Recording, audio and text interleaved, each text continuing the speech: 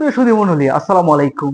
স্ট্রোকের পরে প্রায় 73% পেশেন্টের 6 মাসের মধ্যে পড়ে যাওয়ার একটা রিস্ক থাকে। তো আজকে আমি আপনাদেরকে এমন একটা ট্রিক্স বা কিছু স্টেপ দেখাবো যার মাধ্যমে একটা স্ট্রোকের পেশেন্ট কিভাবে ফ্লোর থেকে চেয়ারের মধ্যে বসবে। হেমিপ্লেজিক স্ট্রোকের ক্ষেত্রে একটা সাইড থাকবে এফেক্টেড আর একটা সাইড থাকবে আনএফেক্টেড। আমি মনে করলাম আমার যে বাম সাইড সেটা হচ্ছে এফেক্টেড, আমার যে ডান সাইড সেটা হচ্ছে আনএফেক্টেড। সে আনএফেক্টেড সাইডের কাছে একটা চেয়ার রাখতে হবে। আমি এই চেয়ারটা রাখলাম আর কি। তারপরে আমার যে দুইটা হাত, সেই দুইটা হাতকে জাস্ট এইভাবে আস্তে আস্তে আস্তে আস্তে আস্তে করে নিয়ে নিব। তারপরে আমাদের দুইটা হাতের উপর ভর দিয়ে সোজা এই যে অবস্থানে চলে আসবে, এটাকে বলা হয় 2 পয়েন্ট নিলিং।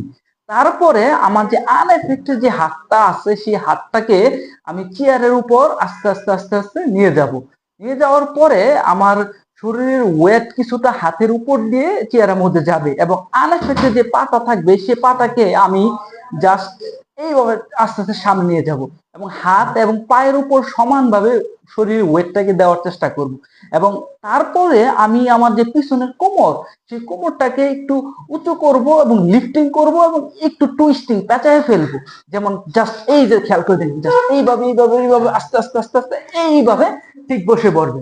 এই স্টেপ গুলো যদি ফলো করে একজন স্ট্রোকের পেশেন্ট ফ্লোর থেকে চেয়ারের মধ্যে বসে, তাহলে তার পড়ার সম্ভাবনা বা ফলিং এর সম্ভাবনা অনেক কমে যায়। কারণ টোটাল 73% পেশেন্টের এই পড়ে যাওয়ার সম্ভাবনা থাকে আর কি স্ট্রোকের পরে।